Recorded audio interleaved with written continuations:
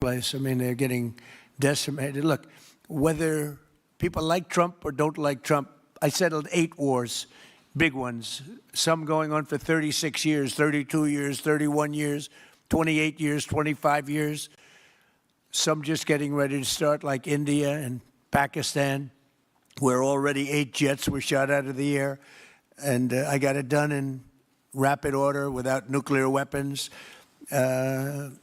I can't think of anybody in history that should get the Nobel Prize more than me, and I don't want to be bragging, but nobody else settled wars. Obama got the Nobel Prize. He had no idea why. He still has no idea. He walks around, he says, I got the Nobel Prize. Why did he get a Nobel Prize? He got it almost immediately upon attaining office, and he didn't do anything, and he was a bad president. So, I mean, you should get the Nobel Prize for every war you stopped. These were major wars. These were wars that nobody thought could be stopped. President Putin called me, and he said about 2 of the wars that he's been trying to stop them for 10 years. He wasn't able to do it. He couldn't believe it. So in theory, you should get the Nobel Prize for every war you stopped. Every one of them was major.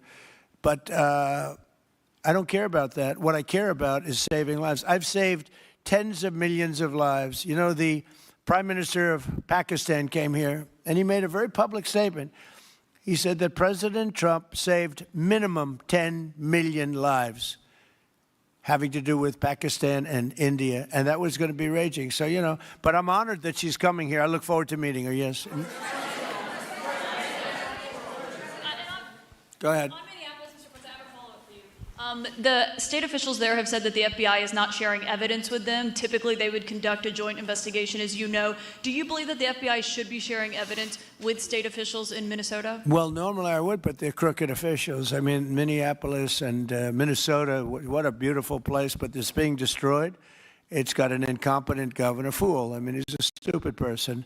And it looks like the number could be $19 billion stolen from a lot of people, but largely people from Somalia. They buy their vote. They vote in a group. They buy their vote.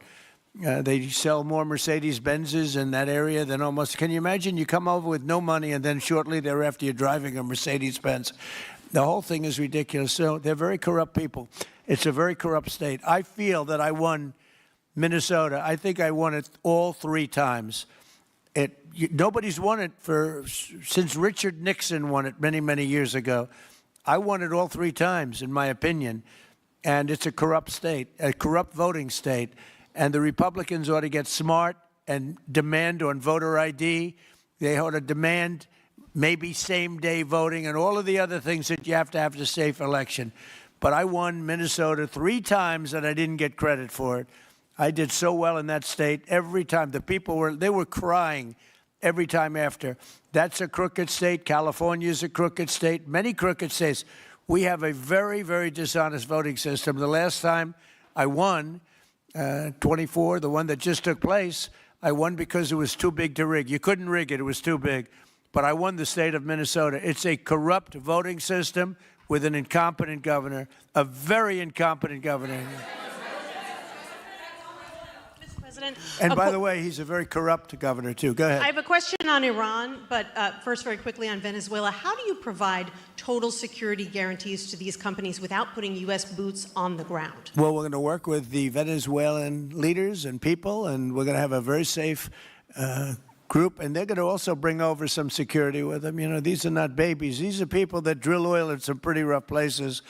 I could say a couple of those places make Venezuela look like a picnic.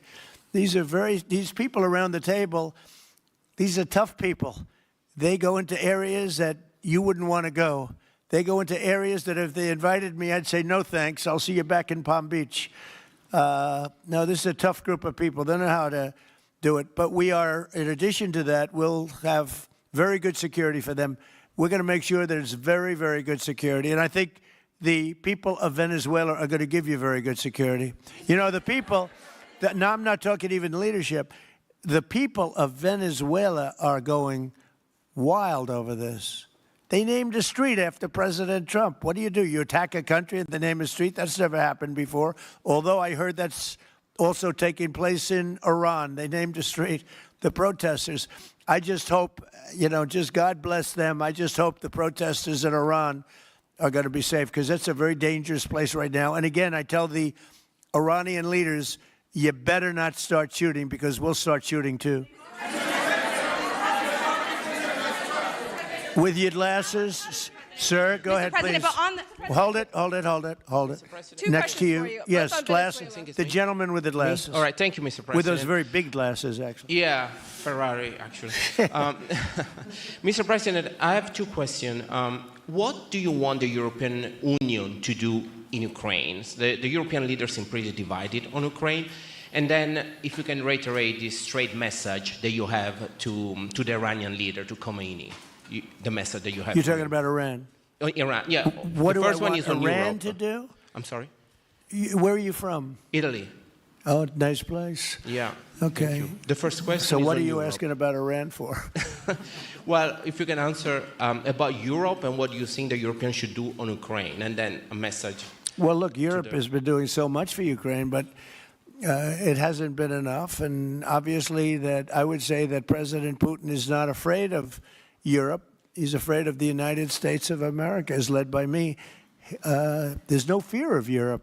You know, Europe's fallen behind. And Europe, and J.D. said it very strongly. I don't know. He took a lot of heat, but I didn't give him any heat. Europe is a different place. Europe is changing. Europe has got to get its act together. I love Europe. I guess I came from Europe, essentially. My roots are in Europe. But Europe is a different place. They have to get their act together. Now they have a great NATO leader, and they've gone up to 5% from 2% GDP. That's a big step.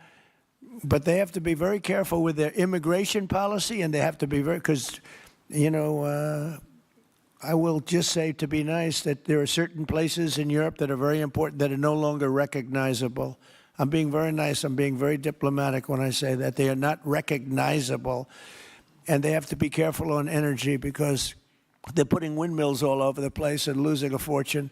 They're destroying their country. They're destroying the beautiful landscapes, the beautiful everything. They're doing. And by the way, in case you people don't know, I'm not much of a windmill person. I can proudly say, Doug, that we have not approved one windmill since I've been in office, and we're going to keep it that way. My goal is to not let any windmill be built. They're losers.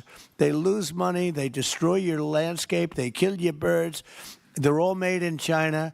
And all you have to do is, just about all of the windmills are made in China, the structures. All you have to do is say to China, how many windmill areas do you have in China? So far, they're not able to find any.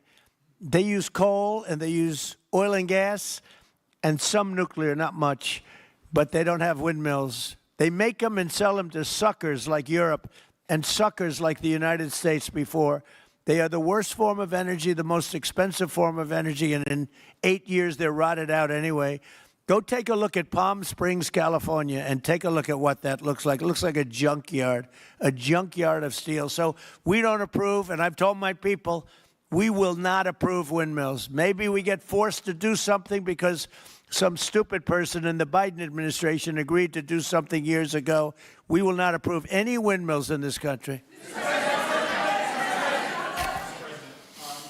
On Venezuela, is it ultimately more important to you to establish stability there or democracy there? Well, you're talking about maybe the same thing. I mean, you're talking about stability or democracy. I don't know. To me, it's almost the same thing. We want stability, but we do want democracy. Ultimately, it'll be democracy. Peter? I do have a policy question, President Trump, but I'm having a hard time seeing here. I see the American flag lapel pin. What is the other lapel pin on Somebody your jacket? gave me this. You know what that is? That's called a happy Trump. And considering the fact that I'm never happy, I'm never satisfied, I will never be satisfied until we make America great again, but we're getting pretty close, I'll tell you what. This is called a happy Trump. Somebody gave it to me, I put it on. Thank you. And the policy question.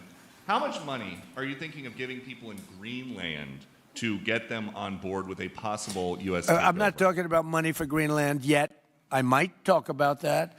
But right now, we are going to do something on Greenland, whether they like it or not, because if we don't do it, Russia or China will take over Greenland, and we're not going to have Russia or China as a neighbor. Okay?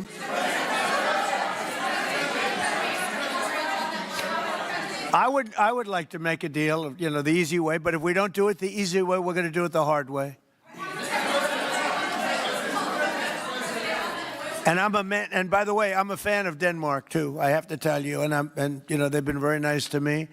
I'm a big fan, but the fact that they had a boat land there 500 years ago doesn't mean that they own the land. I'm sure we had lots of boats go there also, but we need that because if you take a look outside of Greenland right now, there are Russian destroyers, there are Chinese destroyers and bigger, there are Russian submarines all over the place.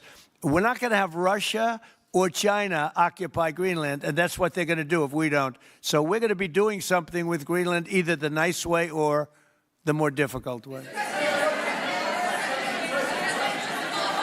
Please, go ahead, ma'am. Mr. President, why is it so important to you to own it when you have a military presence there, which you could expand to affect the security? Because when we own it, we defend it. You don't defend leases the same way. You have to own it. And, with a nation, look at what happened with Obama, with that horrible deal they made with Iran. It was a short-term deal. It was like a 9-year deal. Countries can't make 9-year deals or even 100-year deals. Countries have to have ownership. And you defend ownership, you don't defend leases. And we'll have to defend Greenland. If we don't do it, China or Russia will. It's not going to happen. We are not going to have, and I like China, I like Russia, I love the people of China, I love the people of Russia. I get along very well with President Putin, but I'm very disappointed in him. I get along very well with President Xi. I'm going to go over to China in April, but I don't want them as a neighbor in Greenland. Not going to happen. And by the way, and NATO's got to understand that. I'm all for NATO. I saved NATO. If it weren't for me, you wouldn't have a NATO right now. But we're not going to allow Russia or China to occupy Greenland, and that's what's going to happen if we don't. Go ahead. Mr. President, one, can you respond to that? And two, it was an amazing report. The most amazing thing is government jobs are way down, and yet the unemployment or the employment numbers are very good.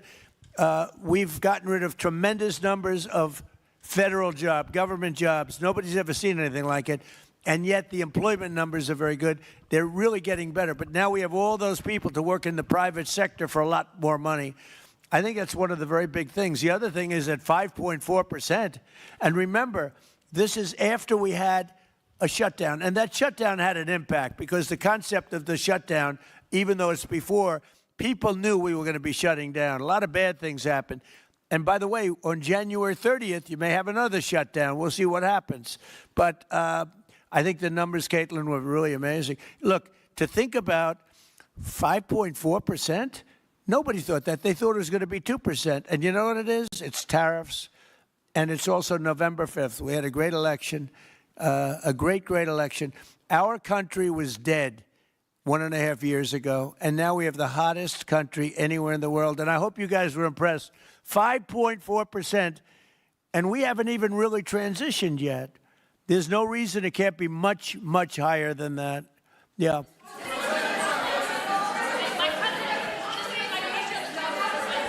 first off, can you respond to the manufacturing Let's numbers? give CNN a chance. They've been fighting so hard to get back into the mainstream. Mr. President, you posted some numbers actually on Truth Social last night. People saying you posted the job data early when you're not supposed to obviously share it till the next morning.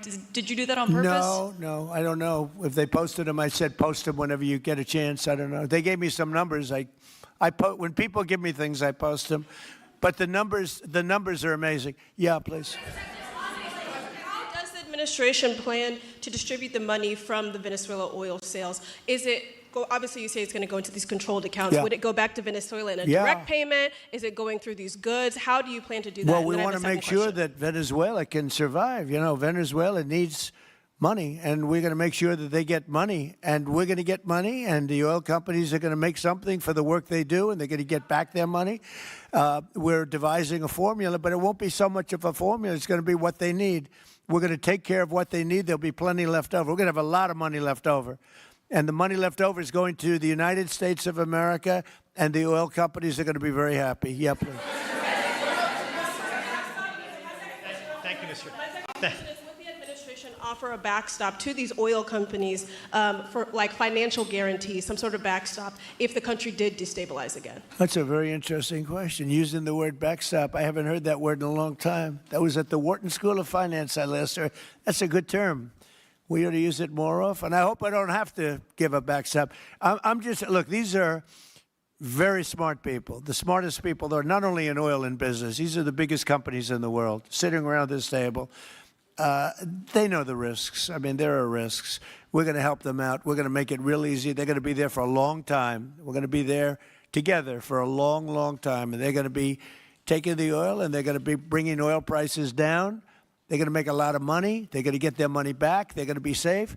The people of Venezuela are going to be big beneficiaries, and the United States of America is going to be a big beneficiary for what we've done. And you know, one other thing I might say, it's also very big for national security because, again, just like Greenland, we can't have China or Russia occupy Greenland. We can't have China or Russia occupy Venezuela. And if we didn't do what we did, China or Russia would have been in Venezuela. I think I can, where's Mr. Chevron?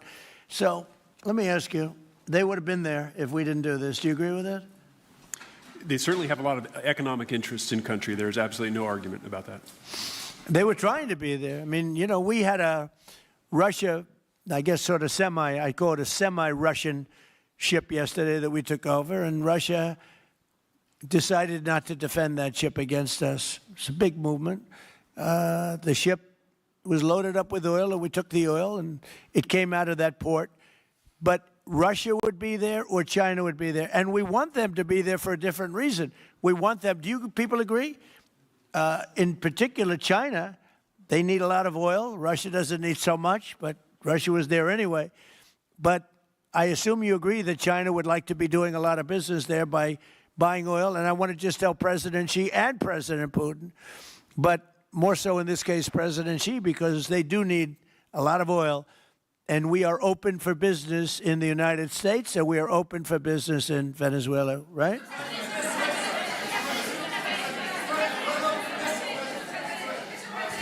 Go ahead, sure. Mr. President, You know, what is your I could take questions from these people all day long. You know, they're sitting here, and generally they're very rich, very powerful, but nobody gives a damn about them. It's a sad thing. You have all that money, all that power, and look at all these crazy questions.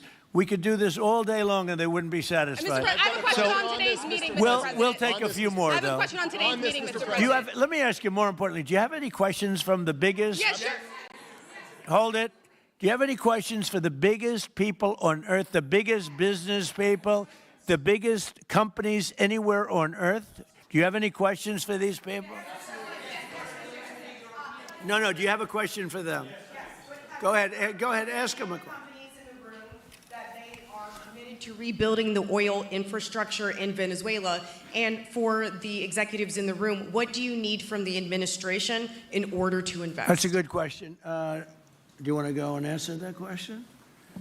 Yeah, Exxon, small company. I'll refer you back to the statements I made before. There are a number of legal and commercial frameworks that would have to be established to even understand what kind of returns that we'd get on the investments. So I think all the investments and the opportunity sets, I think everyone sitting around this table would have the opportunity and the know-how and the capability to make the investments. The questions will ultimately be how durable are the protections from a financial standpoint, what do the returns look like, what are the commercial arrangements, the legal frameworks, all those things have to be put in place in order to make a decision to understand what your return would be over the next several decades that these billion-dollar investments would be made on. You know, could I do this? Because we have, again, the biggest people on the planet Earth around this table, biggest companies in the world. I'd like to just ask them to introduce themselves. We'll start from this end and go around to here. And if you have anything to quickly say, we can do that. But you want to just start right over here? These two guys, we'll leave them out because they're with us. Please. Thank you, President Trump. John Addison at VTOL. We're here to ensure that you are going to be able to move all of this oil all around the world at the best price possible so that the influence that you have over the Venezuelans will ensure that you get what you want. Thank you. Thank you. Good point. Thank you, Mr. President. Brian Sheffield of Formentera. My grandfather, Hugh Sheffield, was president of ARCO, Venezuela. Right. Thank you for what you did. Do you like what we're doing? There's a lot of shale there, a He lot of would- upside. He would be very happy looking down. He'd be very proud of you right now, right? Yes, sir. Good. Thank you. Mr. President, Luis Rodriguez, I'm probably the only Venezuelan American sitting on around this table. I want to personally thank you for the courage of your actions over the last couple of weeks. I think I speak, and I speak of Venezuela in general in saying there's optimism. You've brought optimism to the table, and if the conditions are met, the opportunity is absolutely immense. I agree with that. That's true. Thank you. Well said, too. It's immense. This is a tremendous opportunity. Thank you. Richard Holton from Trafigura. We're working with your administration, Mr. President, to bring that Venezuelan oil to the United States. Our first vessel should load in the next week. Great. Good job. Thank you. I think the reason that most of us are here and thinking about the future is because we trust you initially to set this program up that will work and guarantee that this can be done. And there's a huge investment that needs to be done. We've all agreed on that. And certainly we need time to see that through. So thank you for what you've done. Thank you very much. Thank you.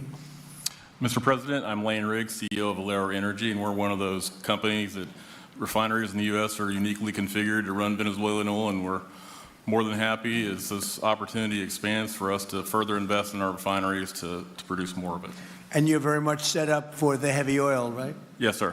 That's great. That's great. We're ready for it.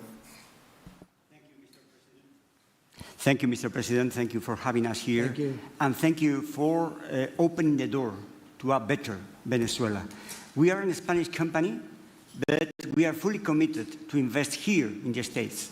We have invested over the last 15 years $21 billion in the American oil and gas industry, in Pennsylvania, in the Gulf of America, in Texas, and in Alaska with the discovery of Pica that is going to have the first oil this quarter and is going to change, is going to reverse the declining history of that great state of Alaska. We are in Venezuela, Mr. President, with our partners of Eni. We produce the gas that guarantees the stability of a half of the grid power in Venezuela. So we are committed with this stability, and on top of that, we are on the ground, we have people, we have facilities, we have technical capabilities, and I take your point, Mr. President. We are ready to invest more in Venezuela. Today, we are producing 45,000 barrels a day gross of oil, and we are ready to multiply by 3 this figure in coming 2-3 years, investing hard in the country, following your recommendation, if you allow us, of course, and in the framework, commercial and legal framework that could allow this growth. So thank you, Mr. President. Thank you. Great job you've done. Thank you. Mr. President, thank you for having me. Matt Sheehy, I'm with Tallgrass Energy. We are an infrastructure business, so whether it's oil, gas, CO2, we move that around. So most of my customers are sitting around the table and happy to lend our expertise to what's going on in Venezuela to support the people. And obviously infrastructure is going to be critical to see it repaired. Thank you. Thank you. Mr. President, thank you. An honor to be here. Marianne Mannon, Marathon Petroleum. We are one of the largest U.S. refiners. On behalf of the men and women of Marathon Petroleum and of our industry, thank you and the administration for what you're doing for U.S. energy independence. We have the ability and the capability of our assets to process Venezuelan crude, and the people of Marathon Petroleum stand ready to do so. Do we need more refineries in our country? In the U.S., probably Yes. not. We have sufficient capacity. It's amazing. A lot of it was approved during my first term. We were getting you approvals that nobody could have gotten in Louisiana and other places, and they got built. Before that, it was a disaster. We didn't have the refineries. Now we do because of the first term. Please. Darren Woods, ExxonMobil. Okay, we'll go over here. Thank you, Mr. President. Jeff Hildebrand, founder and chairman of Hillcorp Energy, one of the largest private energy companies in America. Who's bigger, you or Harold? We're close. Huh? We're close. Harold. Absolutely, Mr. Ham. But thank you for your great, tremendous leadership in protecting the interests in the Western Hemisphere.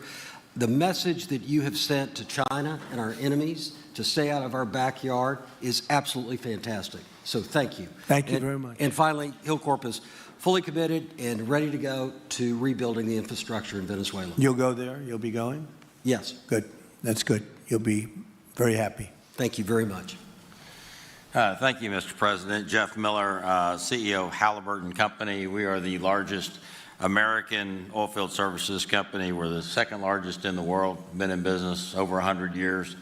Started operations in Venezuela in 1938, long time in Venezuela.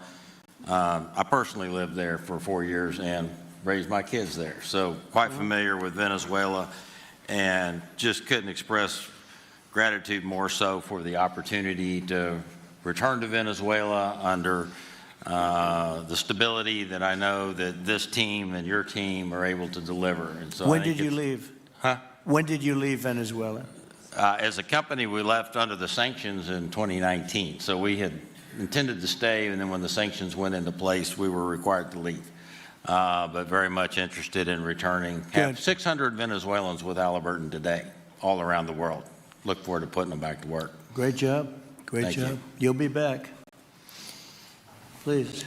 Mr. President, I'm Alex Granberg.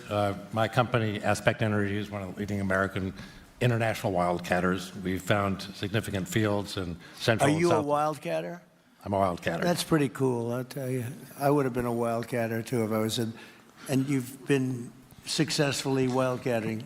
We've found significant fields in Central and South America, in the Middle East, and in Europe. We're a leading That's oil great. producer in Hungary. But probably the most pertinent example is what a wildcatter does is take on risk and try to reduce it. And then other people come in and put more capital in later. So we're kind of kickstarters in the oil industry. We went into Kurdistan very early on, back when people told us it wasn't safe and we shouldn't do it. We found a big field there, and it ultimately has got to be developed along with one of my colleagues here to be one of the big leading fields in Kurdistan.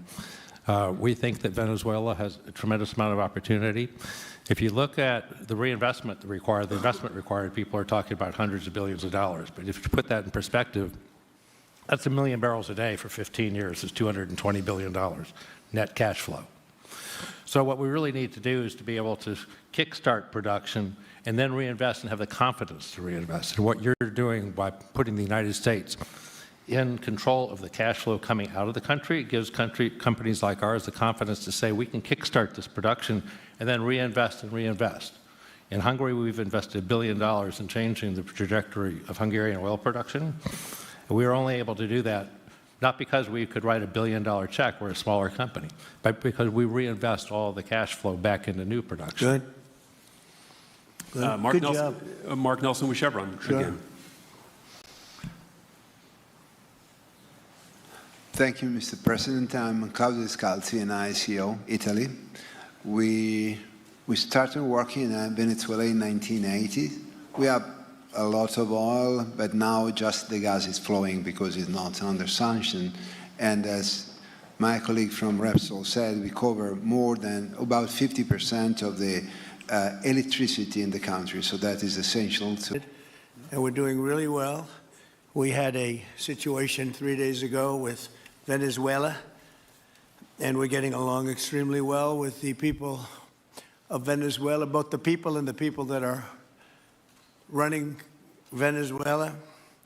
I just want to thank our military. What they've done is incredible. That was considered unprecedented, to go into a military fort with thousands of soldiers and others, and to come in with 152 planes going every which way, and very rapid speeds and helicopters, and to come out with no deaths and the loss of no equipment. It was pretty amazing. Nobody's seen anything like it. I was called by the leaders of numerous countries. I won't go into which ones, but the biggest and the strongest, and they said that was very impressive. They're all impressed.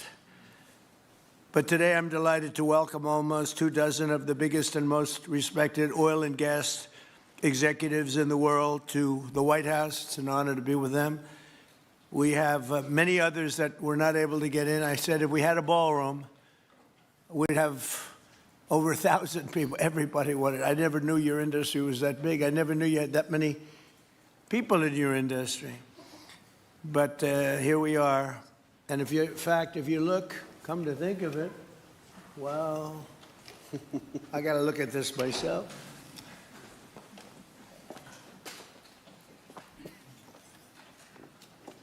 Wow. What a view. This is the door to the ballroom. Well, what did you have?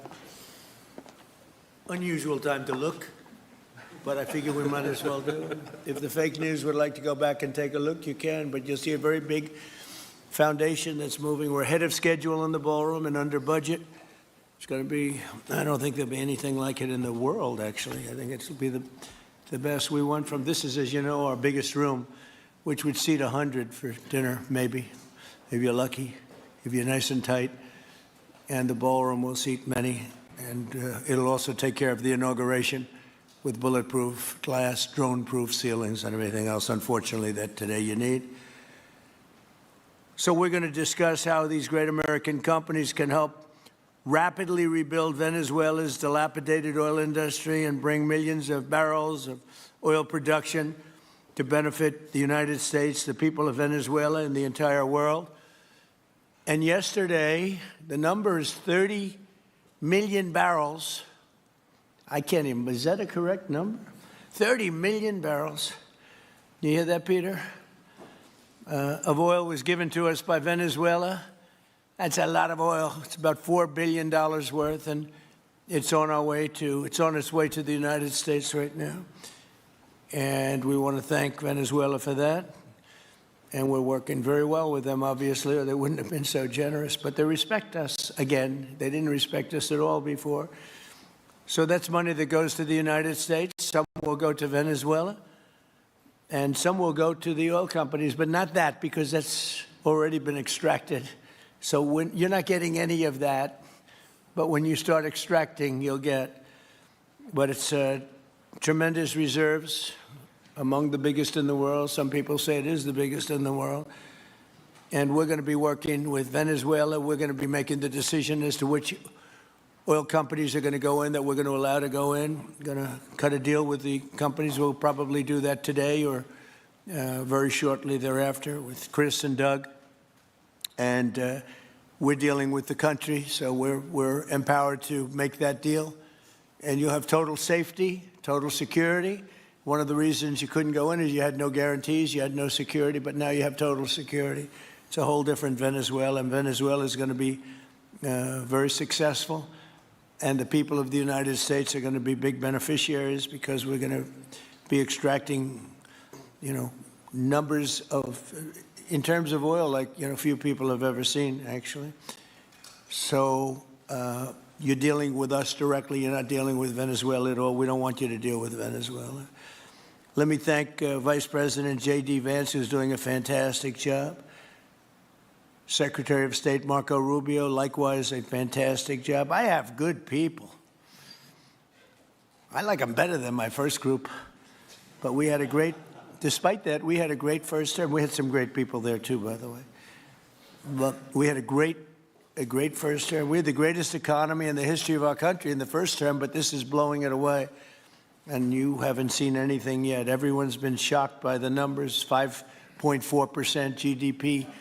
And that's despite the fact that we were badly hurt by the Democrat shutdown, of which they'd like to see if they could shut it down again. Secretary of the Interior, Doug Burgum, who's fantastic. Secretary of Energy, Chris Wright, recommended by Doug as being the greatest oil man anywhere in the world, because I wanted Doug for that job, energy, and Doug said, no, sir, there's a man named Chris Wright. I said, who the hell is Chris Wright? He said he's the most talented oil man anywhere in the world. I doubt you can get him, because typically oil men make a lot of money, and women. They make a lot of money, but Chris came. You took one of the greatest salary cuts probably in history, Chris, right? But he's a fantastic person, loves our country, and many other important members of this team. and I want to thank them for their efforts. As you know, last week the United States Armed Forces performed one of the most spectacular military operations in American history, apprehending the outlaw dictator Nicolas Maduro for his crimes against the United States, crimes for which he has now been indicted and is in federal court awaiting trial. And he killed many people, millions of people, actually, and allowed jails, prisons, mental institutions, insane asylums, drug dealers, drug addicts to pour into our country totally unchecked because of sleepy Joe Biden's policy of open borders, the stupidest thing I've ever seen. We're getting them all out. The departure of Maduro makes it possible an incredible future for both nations, Venezuela and the United States, in which we will more closely integrate the economies of two major energy powers in the Western Hemisphere. Energy coming out of Venezuela was very small. One of the things the United States gets out of this will be even lower energy prices. We have people now getting gasoline for $1.99, $1.96, $1.95, $1.92 yesterday, somebody. And it used to be $3.50, $4, $5 a gallon. Think of that, $1.99. Decades ago, the United States built Venezuela's oil industry at tremendous expense with American skill, technology, know-how, and dollars. But those assets were stolen from us, and we had presidents who did nothing about it.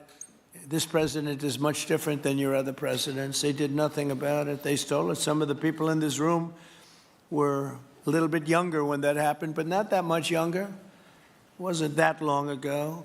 But they stole our assets like we were babies, and the United States did absolutely nothing about it. So now we're doing everything about it. Now we're doing 500% about it, but it's a long time after the act took place. So they stole from us, and it was taken by socialists and communists at the time, and Venezuela was going bad, really bad. And as much oil as they have, they're producing almost nothing,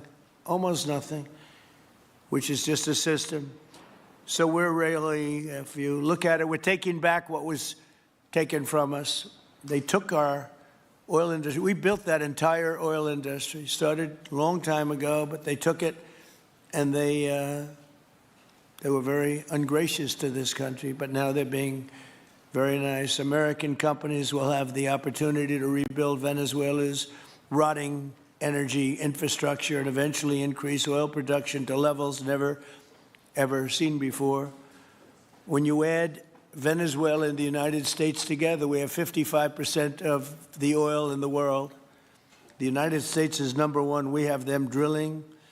Drill, baby, drill was my campaign. And Doug and Chris, I think we're setting records on drilling right now and taking oil without Venezuela. That's how we're getting the oil prices down. The plan is for them to spend, meaning our giant oil companies will be spending at least $100 billion of their money, not the government's money. They don't need government money. But they need government protection and need government security that when they spend all this money, it's going to be there so they get their money back and make a very nice return. The plan is for them to spend at least $100 billion to rebuild the capacity and the infrastructure necessary. Venezuela has also agreed that the United States will immediately begin refining and selling up to 50 million barrels of Venezuelan crude oil, which will continue indefinitely. We're all set to do it. We have the refining capacity. It was actually based very much on the Venezuelan oil, which is a heavy oil, very good oil, great oil. It's fantastic for certain things like asphalt roads, the best there is in the world for asphalt roads and other things.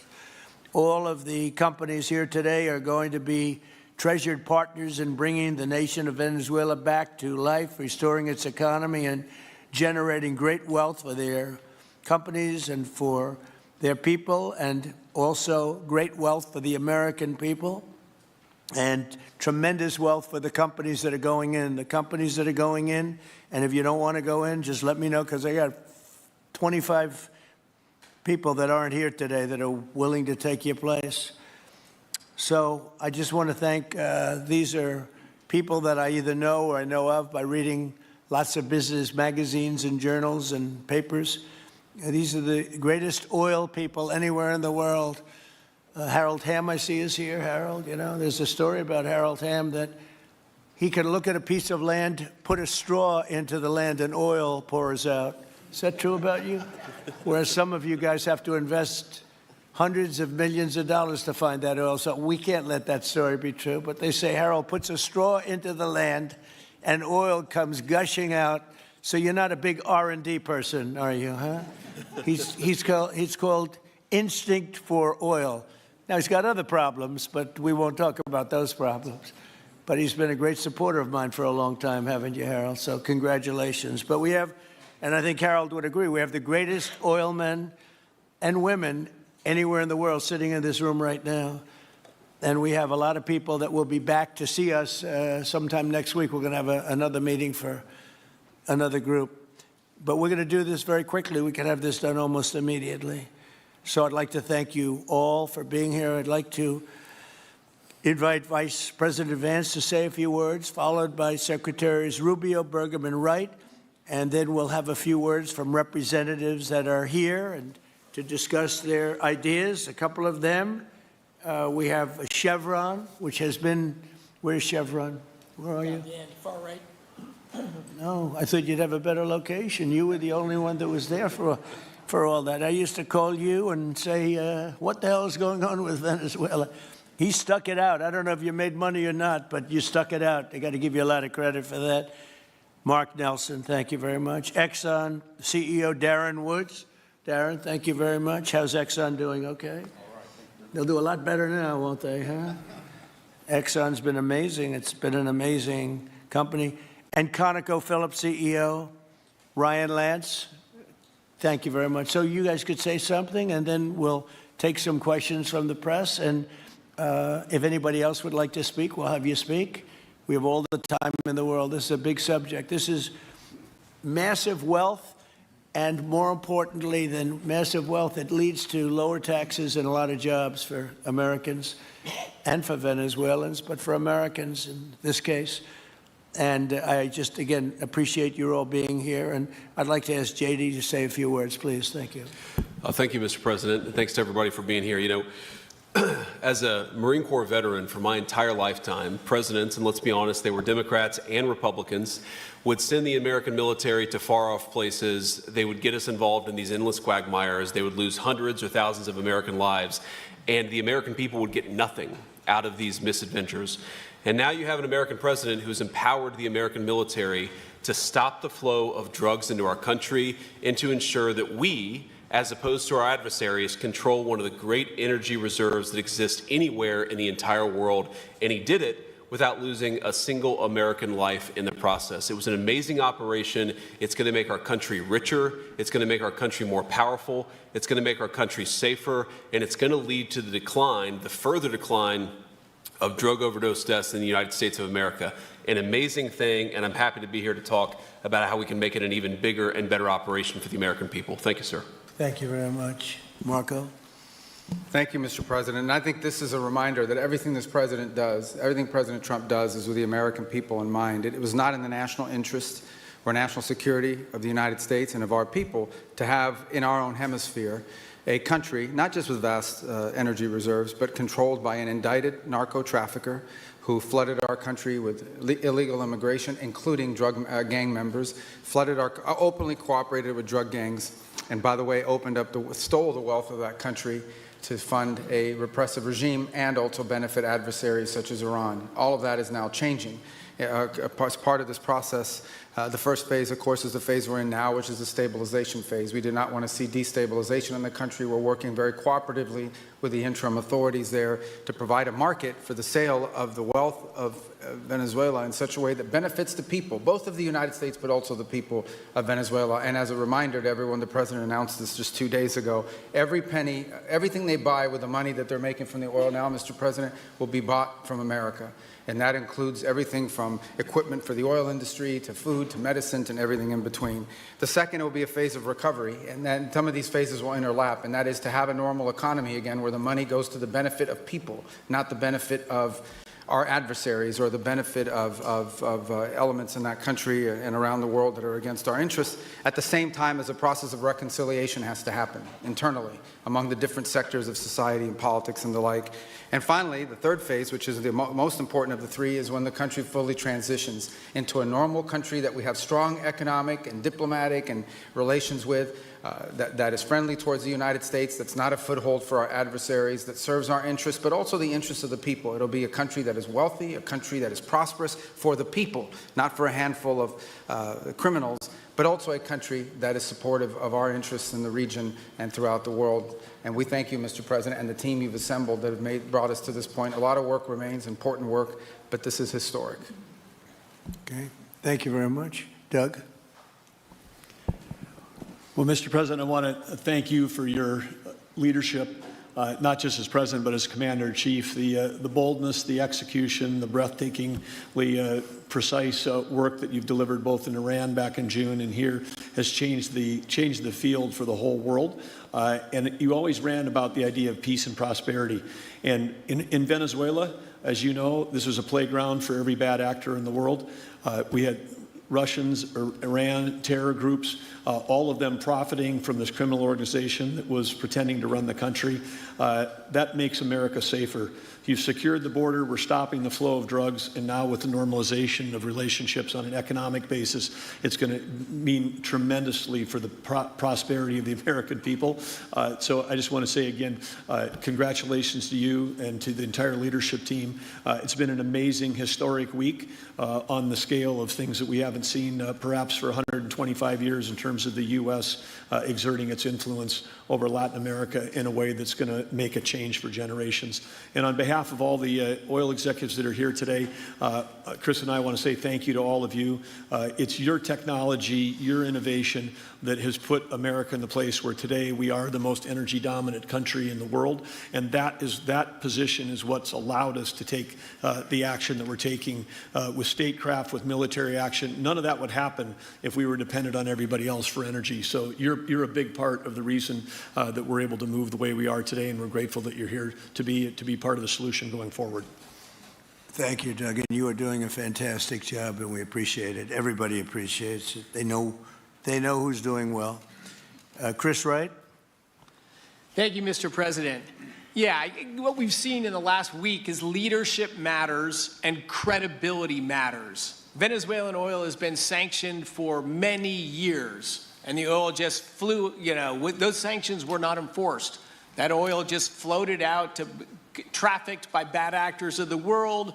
The resources weren't gone to a central place. The corruption and decline of Venezuela has been a crisis for the people of Venezuela, and as Secretary Rubio said, massive spillover effects in the United States, in crime, in drugs, in kidnappings, and in taking a huge resource base and making it not exploited, not developed. The whole world is a poorer, less opportunity-rich place because of that. When you have materials underground, they've been underground for 1 million years. That does not make them a resource. That does not make them valuable for your country, your people, or the world. They only become a resource with technology, with capital, with rule of law, and a system of governance that encourages the harvesting of those resources to make the better world. And we see here the dramatic contrast between the United States, which may have less oil underground than Venezuela. We have 20 times the production of Venezuela, 20 times the impact of human betterment, massively better quality of living here in the United States. That was at risk under the last administration. We've seen a lot of attacks on the energy that makes the world go round. President Trump's election has removed those risks, has embraced reality about how the world is energized, and we are at record production of oil in the United States, record production in natural gas in the United States. We've seen a meaningful decline in gasoline prices, diesel prices, travel prices because of jet fuel. And now President Trump is taking the genius of a different way to try to solve a 25-year festering problem in Venezuela, that all the traditional things have not worked.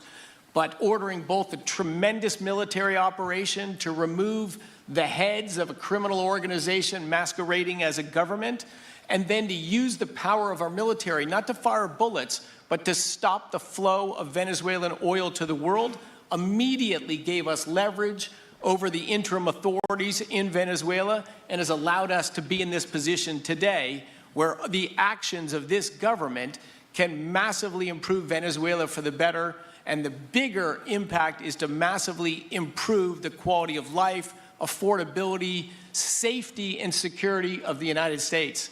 Very proud to be here. And we'll turn it over to Mark Nelson, who's the vice chairman of Chevron. Chevron has been in Venezuela for over 100 years, continuously. Mike Wirth, the CEO, had a knee replacement recently. He's not here. Mark is a tremendous leader in our industry, and I'll turn it over to him. Thank you, Secretary Wright.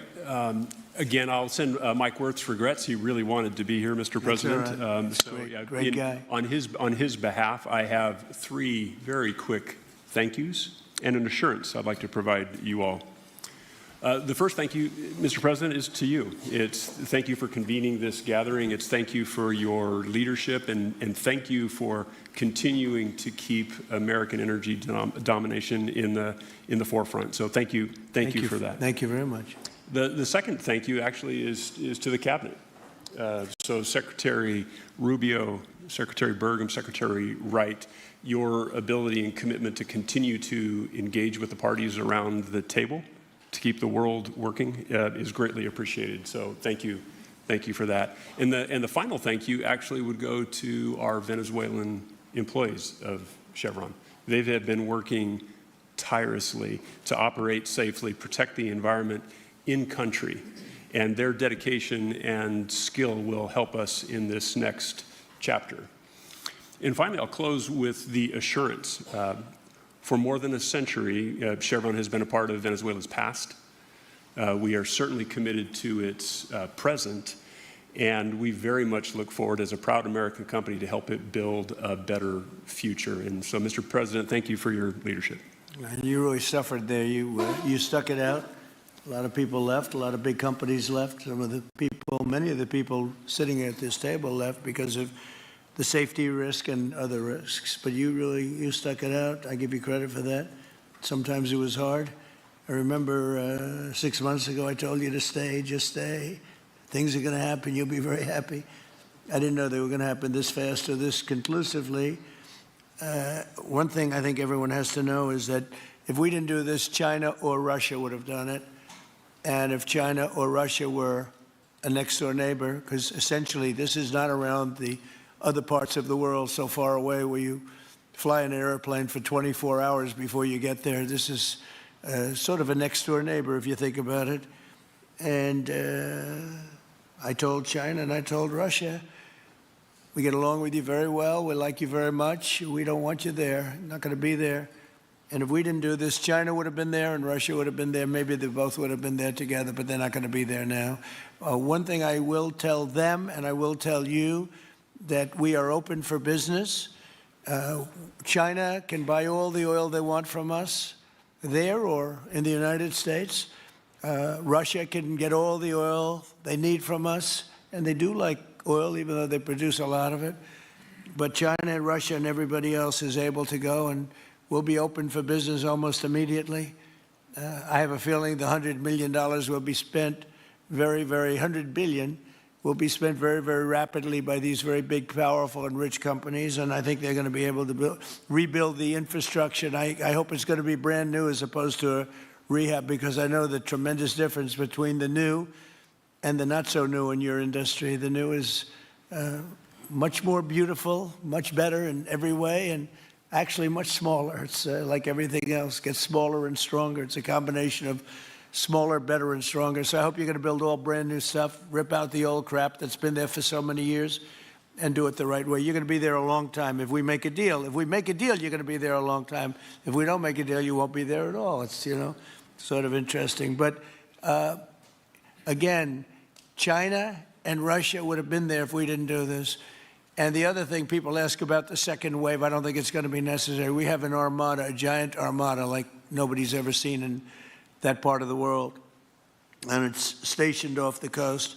And we are getting along so well with the people that are involved and representing Venezuela that I don't think we're going to have any, I don't think it's going to be necessary to do the second wave. We were planning on a second wave, but the first wave was so powerful and so good and so strong.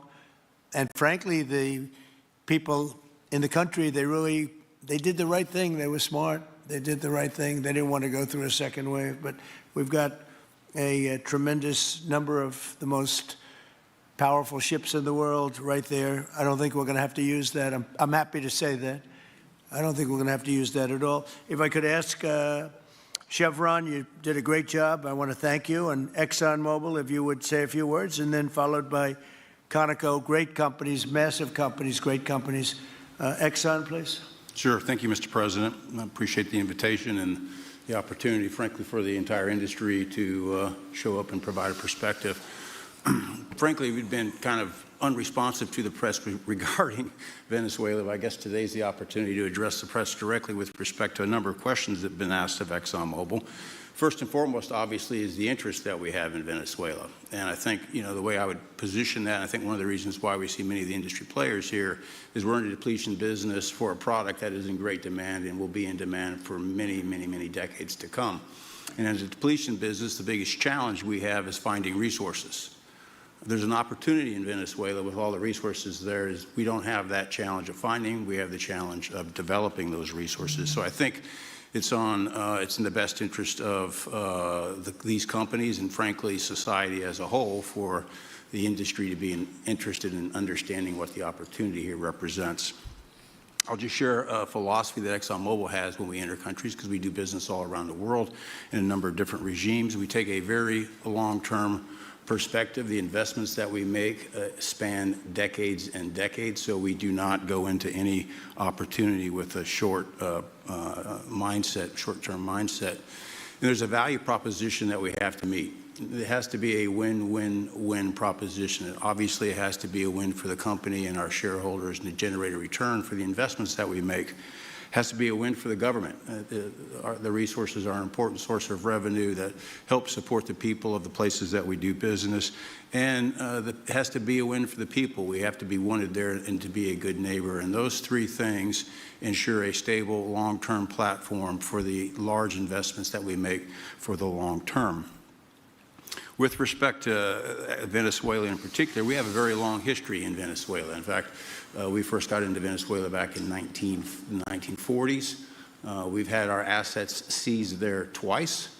And so you can imagine to re-enter a third time would require some pretty significant changes from what we've historically seen here and what is currently the state.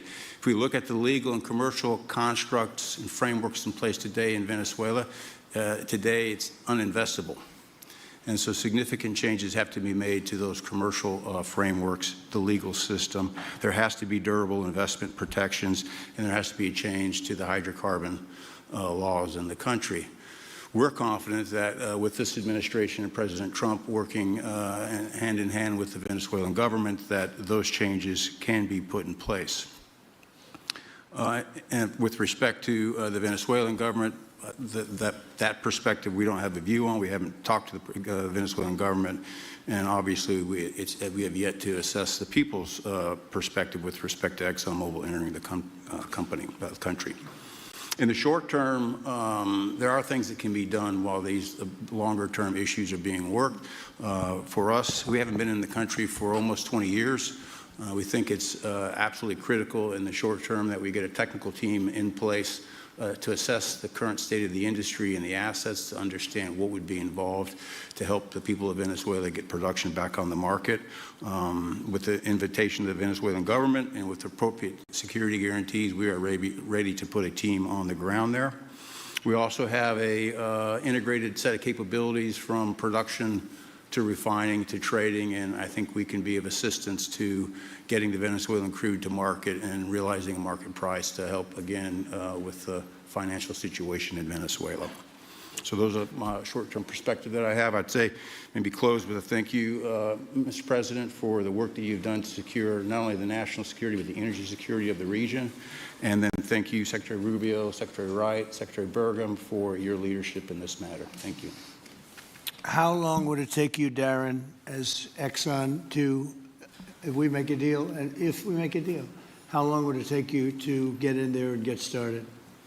Well, the first step, this technical team, as I talked with Secretary Wright earlier this week, we started from the beginning to put the team together so that if and when it was needed, we could hit the ground almost immediately. So we can hit the ground and within the next couple of weeks, start the assessment. And then from there, we need to understand. That's what we want. We want speed and quality. That's what we want. Thank you, Darren. And Conoco, Ryan. Thank you, Mr. President. Appreciate the opportunity to be here, too. And you've assembled a great team. And our congratulations as well for removing one of the terrible people in the world and bringing them to justice. It was quite amazing. I think you've given hope to the people of Venezuela again, which I think is quite remarkable. And we've been on the other end of that despot regime a long time. Our assets were expropriated. I had a little bit more hair when that happened. And you know, I think we're the largest non-sovereign credit holder in Venezuela today.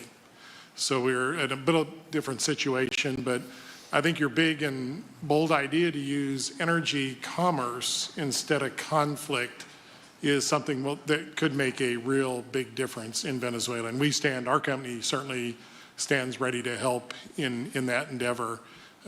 Encourage you to continue to think bigger and even bolder. And we've had some discussions with your energy team about that as well, as we think about the other people that need to be in this room and in this discussion are the banks, and including probably the Exim Bank, as we think about how the debt needs to be restructured and the financing to deliver the billions of dollars that are required to restore their energy infrastructure.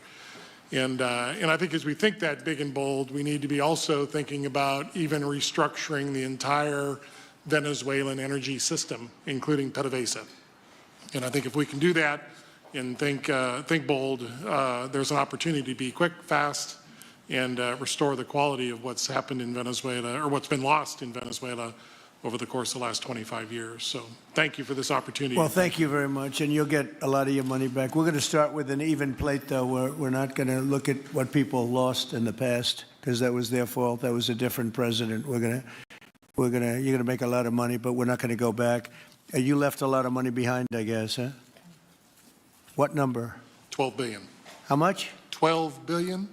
Well, it's a good write-off. It's already been written off. It's been written. All right, thank you. You'll make it back one way or the other. You're all going to do very well. I think really very well. Marco just gave me a note. Go back to Chevron. They want to discuss something. Go ahead. I'm going back to Chevron, Marco. Thank you, Marco. Was there a question, Mr. President? Yes, go ahead, Marco. What are you saying here? Mark, if you can update us on operations in the ground and with the appropriate approvals, what you might be able to achieve in the next 12 to 18 months, give us a little view from the ground. You bet, you bet. So today, Chevron has 3,000 employees in 4 different joint ventures in Venezuela today. And over the past 5 to 7 years, they've taken production from about 40,000 barrels a day to 240,000 barrels a day, essentially getting those facilities and that equipment up to standards that would be something that people in the room would be more accustomed to. Given the work we've done with Secretary Wright and Secretary Burgum and even Secretary Bessent, I think we have a path forward here very shortly to be able to increase our liftings from those joint ventures 100%, essentially effective immediately. We are also able to increase our production within our own disciplined investment schemes by about 50% just in the next 18 to 24 months. And that's just leveraging what's on the ground. So to Secretary Rubio's comments about phase 1, this is taking the momentum of improvements we've already made there locally and building on those and creating more momentum for the people of Venezuela. Do you think you have an advantage being there? You've been there by the skin of your teeth. It's been tough for you to be there. But do you think you have an advantage over the other people in this room by the fact that you are there? Yeah, I think there are, Mr. President, I think there would be days where it didn't feel like an advantage, and there are days where it does feel like an advantage. But having people on the ground today that care desperately about the people of Venezuela and know how to operate the assets that are there is a definite advantage today. Would you say the best locations are available, or would you say the best locations are already sort of worked, even though they're in very bad shape? The best locations for finding oil, the best locations for oil? There are more opportunities than not, Mr. President. With 300 billion barrels of reserves and resources in country, there are lots of opportunities for many companies. Will you be building new, or will you be using the old infrastructure that you have? Yeah, today it's a little bit of a mix, but today it's mostly us taking the equipment of today, getting it to the standards that we are accustomed to your comments about making it how it should be today. Most of the investments that we've been making are about getting it up to our standards. Well, I think you're going to make an investment, but you're going to get your money back very quickly, and that's part of our thing. We're going to have you get your money back fast, and then you'll give a lot to Venezuela and to the United States after that. Okay, so you'll be in good shape. Could I ask Harold Hamm to say a few words? He's been a friend of mine for a long time. Very amazing man, actually, amazing energy person. Well, thank you, Mr. President. It's good to be here with so many dignified people. And this effort particularly, and thank you for your effort for what you've done here, taking this despot out of that area. And the world dealt with him way too long. Certainly our industry knows that this is a real jewel that can be developed for the people of Venezuela and also benefit the world. And like Secretary Wright said, it has not been done. That's not been done in the past, and they had a good chance at it.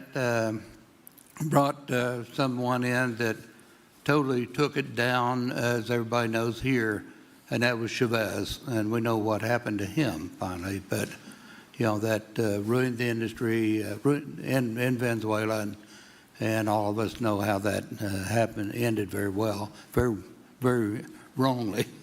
So anyway, we're glad to see what's happened here and look forward for the opportunity for a lot of people in this room, but also for America and the country itself. Are you going to be involved in going in? Because, you know, he's in North Dakota and he's in Oklahoma and some incredible places. It's a little bit different, but there's no doubt about you won't have to worry about the straw too much here. You can just go at it. Are you going to be one of the participants? Well, certainly, you know, I'm an oil finder, like you said. You know, Barry Spitzer, you know, told that story. The coach. And he's kind of exaggerated a little bit. It doesn't come out quite that easily usually. But anyway, great story. I love it. But I love Barry. Barry's the one that told me this. Yeah, he's a champion, you know, in a lot of ways. So love that story. Certainly, it excites me as an explorationist.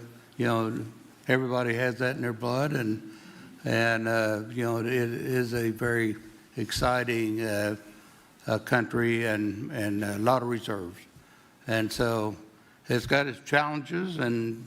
The industry knows how to handle that, and like Darren said, you know, you go in with your eyes open and do the best you can with the team you got. So well, you're going to have you. something that they never had really here is tremendous security. You're going to be very secure, very safe, physically safe, in addition to financially safe. So it's good to see you, Harold. Thank you very much. Does anybody have anything to say before we get to the press? Cuba have to do to avoid the same fate as Venezuela?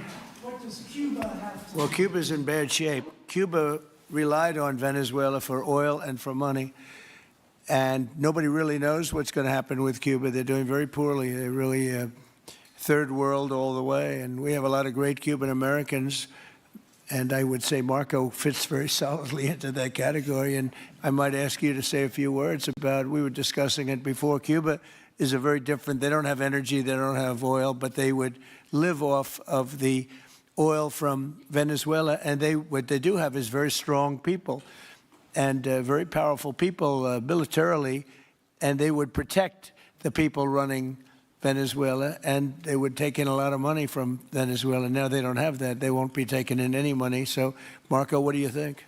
Well, I mean, the fundamental problem in Cuba is that it's run by incompetent people that don't know what an economy looks like, much less a functioning one. They've made a choice, and that is they would rather have political control over their people than they would have an economy that functions. And they've gotten away with it for 60-something years because they've had donors, the Soviet Union, and now most recently Venezuela. But that's now gone. So the people in control in Cuba have a choice to make. They can either have a real country with a real economy where their people can prosper, or they can continue with their failing dictatorship that's going to lead to systemic and societal collapse.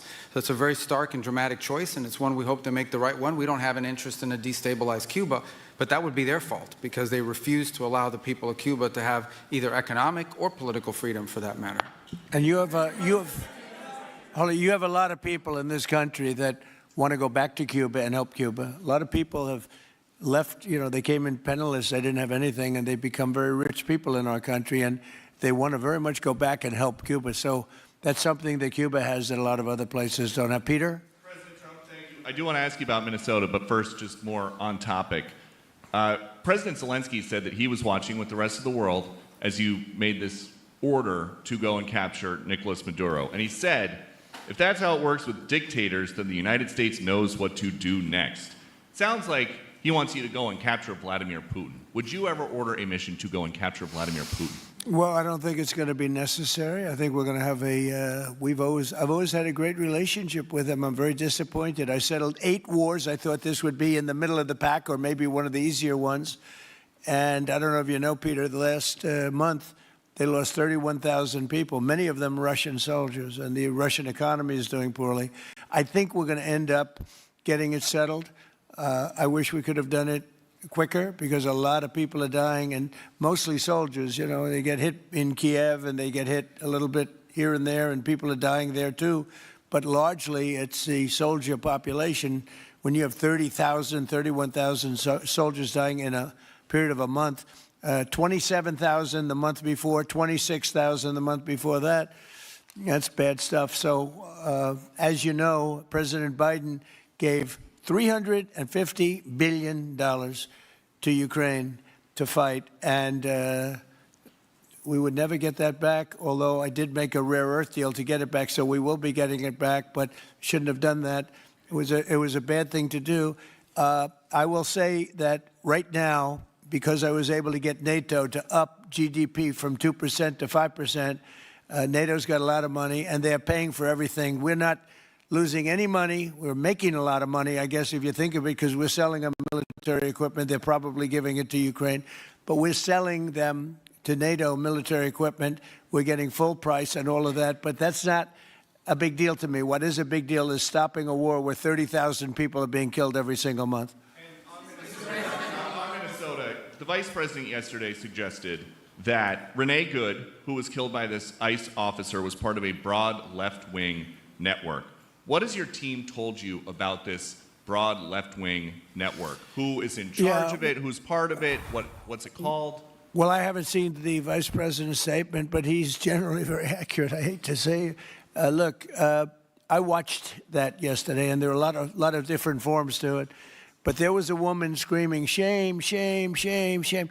She was a agitator, probably a paid agitator, but in my opinion, she was an agitator, a very high-level agitator, so professional.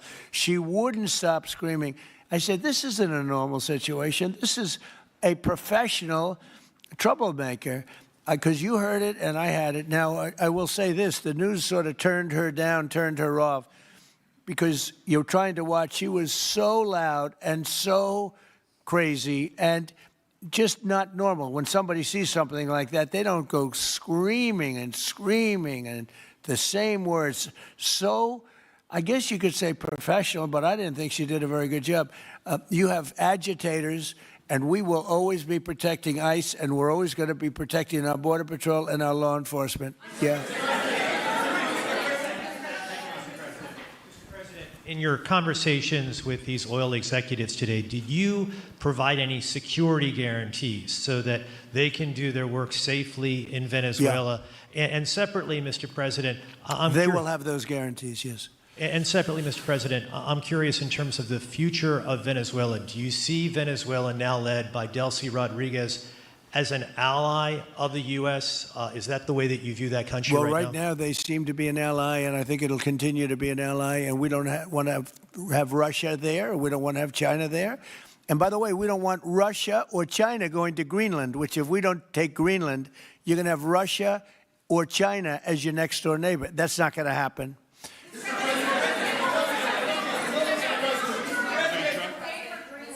The white. Mr. White President, top. thank you. You just said that these companies would have security guarantees if they go in on the ground in Venezuela. They will have. And what is your plan there actually for these companies and those Americans who are going to be on the ground working for these companies? Well, there are going to be Americans. I assume they're going to be using a lot of Americans, but they're going to be using a lot of people from Venezuela and other places, I would imagine. But I would think that mostly they'll be using Venezuelan workers. They have a lot of great workers. They have a very high unemployment rate, and they have workers that are very familiar with taking oil out of the ground. Yeah. How long do you think the Ayatollah will be in power after what we've seen play out on the ground there? When is the U.S. going to get involved now that reports of protesters being killed on the ground? So Iran's in big trouble. It looks to me that the people are taking over certain cities that nobody thought were really possible just a few weeks ago. We're watching the situation very carefully. I've made the statement very strongly that if they start killing people like they have in the past, we will get involved. We'll be hitting them very hard where it hurts. And that doesn't mean boots on the ground, but it means hitting them very, very hard where it hurts. So we don't want that to happen. There have been cases like this where President Obama totally backed down. But this is something pretty incredible that's happening in Iran. It's an amazing thing to watch. They've done a bad job. They've treated their people very badly, and now they're being paid back. So let's see what happens. We're watching it. We're watching it very closely. Go ahead, please. Yes, go ahead. Thank you so much, Mr. President. Do you have any comments in reaction to the recent attacks by the Syrian government alignment groups against U.S.-backed Kurdish forces in Aleppo, Syria, which killed dozens of civilians and displacing many families? Does your administration bring peace between the Kurds and the Syrian government? I want to see peace, yes, I do. The Kurds and the Syrian government, we get along with both, as you know very well. They have been natural enemies over the years, but we get along both, and we want to see Syria succeed. And so far, I think they are succeeding, but this is just breaking out, and we want to see that stopped. Go ahead, please. Colombia, Gustavo Petro, in a few weeks. Do you hope this meeting with Gustavo Petro marks a new chapter, a new beginning in the benefit of the Yes, U.S. and Colombia relations? What country? Colombia, with the president of Colombia, Gustavo Petro. I had a very good talk with him yesterday, and he's been very hostile to us and to the nation and to me, called me a dictator and lots of other things. Called Biden some terrible names, far worse than he called me. But he called yesterday through people, and he wants to meet, and that's fine with me. I've made up with people also, So we're going to have a meeting with him. We had a very good conversation. The people of Colombia are incredible people. Marco would know that better than anybody because he's married to a woman from Colombia. And I don't mean Columbia University. That would be, I'm not sure. I think I like Colombia, the country, better, if you want to know the truth. The people, hold it. The people are great people. I look forward to meeting with them. We're going to meet in the very near future. President of Venezuela here in the White House. Would you greet her to discuss the fate of the oil? Yeah, well, I'm going to meet a lot of people, and we're going to meet, we meet a lot of people. When you end 8 wars, you get to know a lot of people, and I think it's very important. As an example, we have over $18 trillion, think of that, $18 trillion coming into our country. A lot of that's coming in from foreign countries like Saudi Arabia and Qatar and UAE and others. And I get to meet a lot of people, but I will be meeting with various representatives of Venezuela, probably pretty soon. We haven't set that up. But the relationship that we have with the people that are currently running Venezuela is very good. We also have a young lady that received the Nobel Peace Prize. She's going to come in and pay her regards to our country, really, to me, but, I'm a representative of the country, nothing else. And she's coming in sometime next week, I think Tuesday or Wednesday, and we'll see how that is. But no, we're dealing with the people from Venezuela. We're dealing with them very well. I think they've been very smart in the way they've dealt with us, frankly, because that whole place could have been obliterated with one more strike, and we didn't want to do that.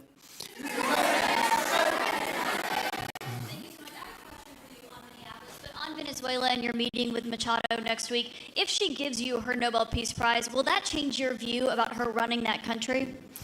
Well, I have to speak to her. I'm going to have to speak to her. She might be involved in some aspect of it. I will have to speak to her. I think it's very nice that she wants to come in, and that's what I understand the reason is, because Norway is very embarrassed by what took place. They're getting decimated. Look, whether people like Trump or don't like Trump, I settled 8 wars, big ones, some going on for 36 years, 32 years, 31 years, 28 years, 25 years, some just getting ready to start, like India and Pakistan, where already 8 jets were shot out of the air, and I got it done in rapid order without nuclear weapons.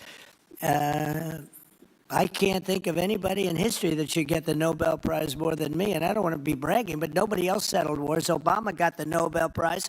He had no idea why. He still has no idea. He walks around and he says, I got the Nobel Prize. Why did he get a Nobel Prize? He got it almost immediately upon attaining office, and he didn't do anything, and he was a bad president. So, you should get the Nobel Prize for every war you stopped. These were major wars. These were wars that nobody thought could be stopped. President Putin called me and he said about 2 of the wars that he's been trying to stop them for 10 years. He wasn't able to do it. He couldn't believe it. So in theory, you should get the Nobel Prize for every war you stopped. Every one of them was major.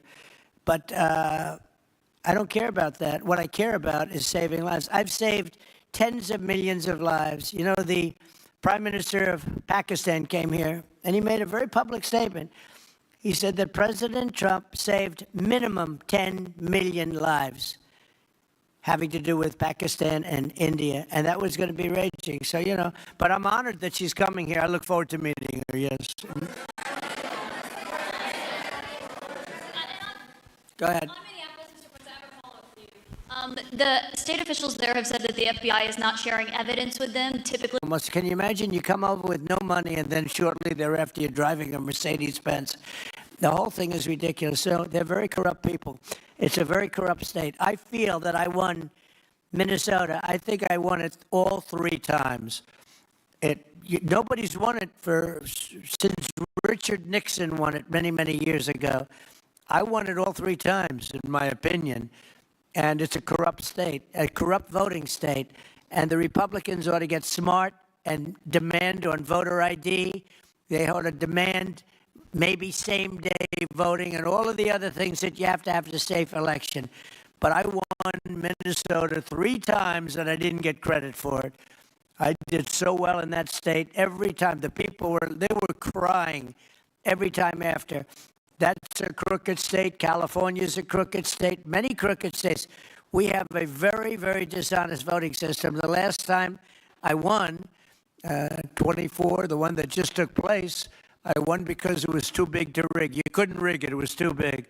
But I won the state of Minnesota. It's a corrupt voting system with an incompetent governor, a very incompetent governor. President.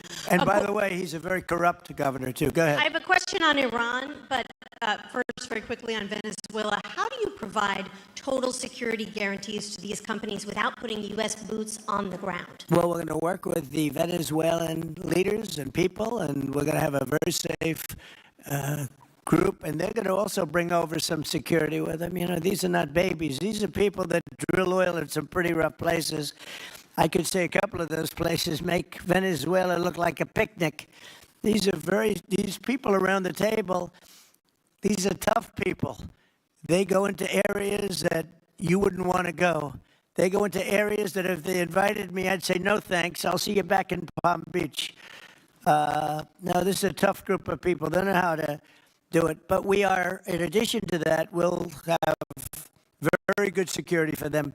We're going to make sure that it's very, very good security. And I think the people of Venezuela are going to give you very good security. You know, the people, now I'm not talking even leadership, the people of Venezuela are going wild over this. They named a street after President Trump. What do? You attack a country and they name a street? That's never happened before. Although I heard that's also taking place in Iran. They named a street, the protesters. I just hope, you know, just God bless them. I just hope the protesters in Iran are going to be safe, because that's a very dangerous place right now. And again, I tell the Iranian leaders, you better not start shooting, because we'll start shooting too. With your glasses, sir, go ahead, please. Hold it. Next to you. Yes, glasses. The gentleman with the glasses. All right, thank you, Mr. President. With those very big glasses, actually. Yeah, Ferrari, actually. Mr. President, I have two questions. What do you want the European Union to do in Ukraine? The European leaders seem pretty divided on Ukraine. And then, if you can reiterate this straight message that you have to the Iranian leader, to Khomeini, the message that you have. You're talking about Iran? Iran, yeah. What the do first I one want is on Iran Europe. to do? I'm sorry? Where are you from? Italy. Oh, nice place. Yeah. Okay. The first question So is what on are you Europe. asking about Iran for? Well, if you can answer about Europe and what you think the Europeans should do on Ukraine, and then a message. Well, look, Europe has been doing so much for Ukraine, but it hasn't been enough. And obviously that I would say that President Putin is not afraid of Europe. He's afraid of the United States of America, as led by me. There's no fear of Europe. You know, Europe's fallen behind, and Europe, and JD said it very strongly. I don't know, he took a lot of heat, but I didn't give him any heat. Europe is a different place. Europe is changing. Europe has got to get its act together. I love Europe. I guess I came from Europe, essentially. I have my roots are in Europe, but Europe is a different place. They have to get their act together. Now they have a great NATO leader, and they've gone up to 5% from 2% GDP. That's a big step. But they have to be very careful with their immigration policy, and they have to be very, because, you know, I will just say, to be nice, that there are certain places in Europe that are very important that are no longer recognizable.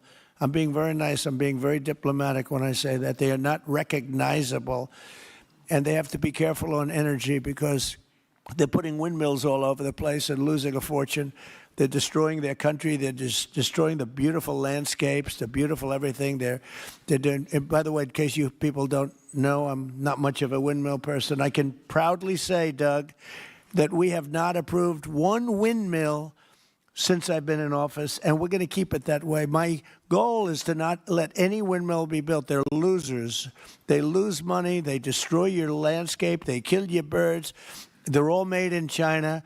And all you have to do is, you know, just about all of the windmills are made in China, the structures. All you have to do is say to China, how many windmill areas do you have in China? So far, they're not able to find any. They use coal and they use oil and gas and some nuclear, not much, but they don't have windmills. They make them and sell them to suckers like Europe and suckers like the United States before. They are the worst form of energy, the most expensive form of energy, and in 8 years they're rotted out anyway.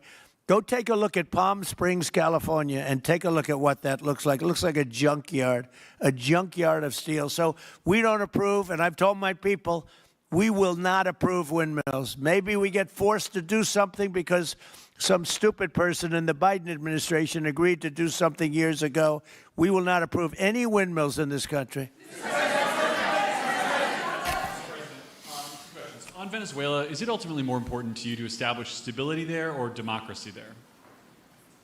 Well, you're talking about maybe the same thing. I mean, you're talking about stability or democracy. I don't know. To me, it's almost the same thing. We want stability, but we do want democracy. Ultimately, it'll be democracy. Peter?